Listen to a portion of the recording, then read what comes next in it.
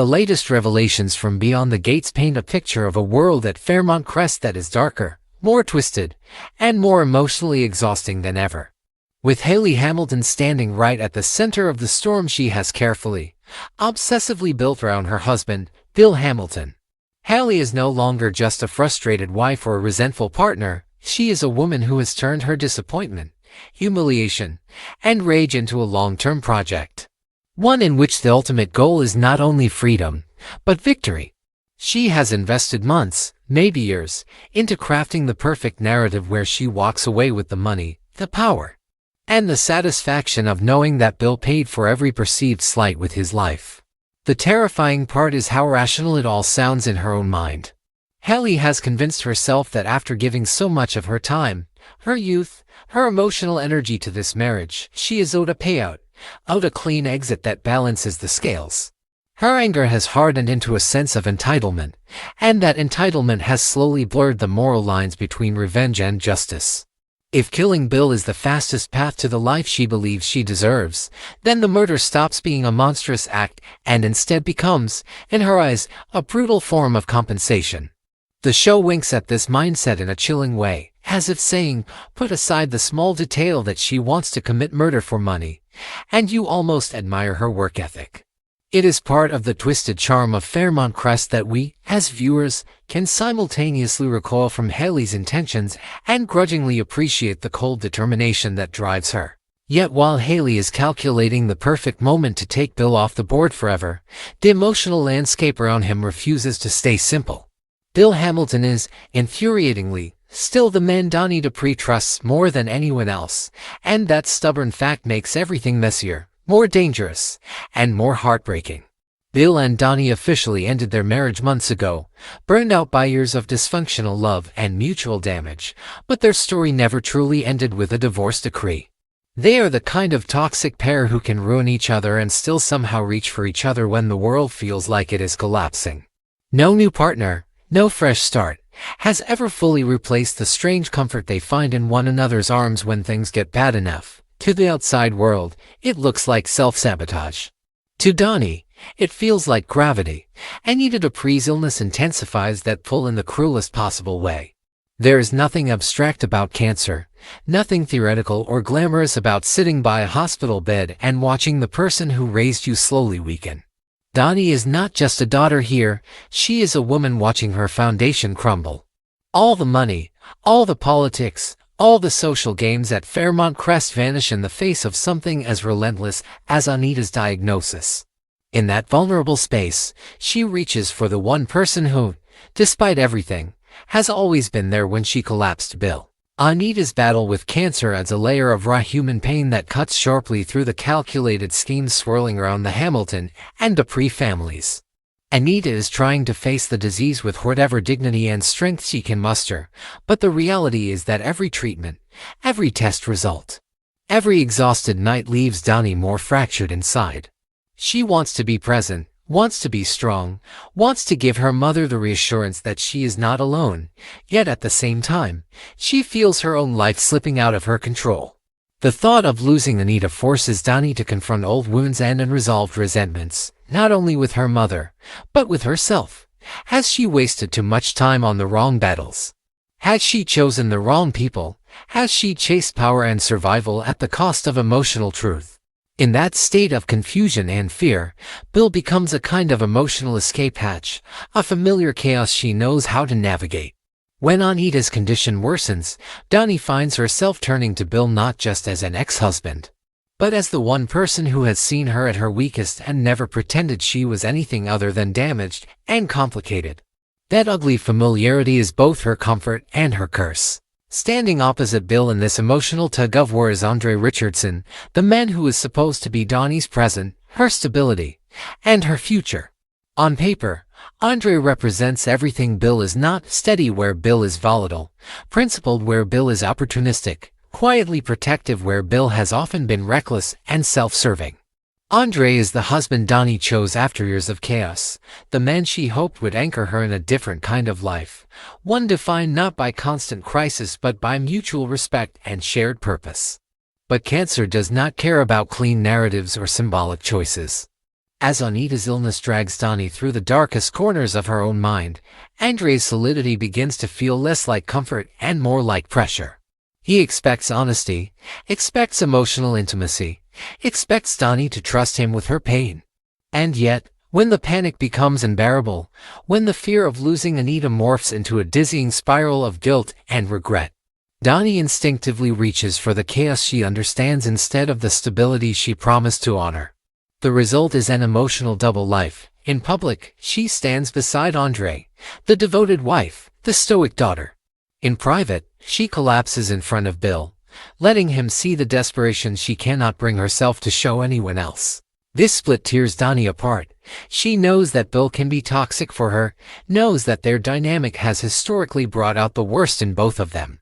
She knows Andre does not deserve to be placed in a silent competition he never agreed to enter. She also knows that every time she chooses Bill, even in secret, she is feeding Hayley's fury and complicating the deadly game unfolding behind the scenes, because Hayley is not blind. She may be consumed by her own hatred, but she is not stupid. She sees the way Bill's eyes still soften when Dani's name is mentioned, sees the way he physically leans forward whenever she walks into a room or her voice appears on the other end of the line. For a woman already poised to kill her husband for money, the realization that there is another woman who still holds a piece of his heart is not just a bruised ego. It is gasoline on an already raging fire. Hayley's rage now has a new dimension. It is no longer just about financial reward or revenge for emotional neglect, but about punishing Bill for daring to hold onto a connection she cannot touch, buy, or erase. Dani's unconscious reliance on Bill becomes another justification in Hayley's mind, another reason why he deserves what she's planning. In this way, all the storylines begin to braid together into something unbearably tense. Hayley is plotting Bill's death with a focus and discipline the show almost darkly admires, embodying the ruthless side of Fairmont Crest where emotional wounds are translated into elaborate crimes. Bill is tangled between two lives, the dangerous marriage he is still trapped in and the emotional skeleton of his old life with Dani that refuses to stay buried. Dani, crushed by Anita's cancer and torn between her toxic former husband and the man she is currently married to, walks a razor's edge where every choice betrays someone. Andre, who believes he is fighting for his marriage against old ghosts and lingering habits, has no idea that his rival is not just an ex, but a man whose current wife is quietly trying to remove him from the board altogether. And hovering above all of this is Anita's illness, an uninvited presence that makes every minor slight and every petty grudge seem both insignificant and magnified. When death becomes real and close, people either cling to their best selves or sink fully into their worst. In Fairmont Crest, the balance often tips toward the worst. The emotional engine of this arc is Dani, pulled like a magnet between two incompatible versions of herself. With Andre, she is the woman who still believes in redemption, who wants to break generational patterns of dysfunction, who wants to build a life where love is not a battleground. With Bill, she is the woman who has never stopped needing a place where she is allowed to be messy, destructive, and brutally honest without fear of being judged. Anita's cancer compresses time around her, forcing choices she is not ready to make and intensifying every old fault line. Each time she chooses Bill for comfort, she risks losing Andre's faith. Each time she leans into Andre and shuts Bill out, she feels like she is abandoning the one person who has always understood the darkest corners of her. In the background, Hayley's plan sharpens, driven by a conviction that she is entitled to a reward for surviving the nightmare of her marriage. The chilling thing is that she is not entirely wrong about needing escape or restitution. She is just catastrophically wrong about the method.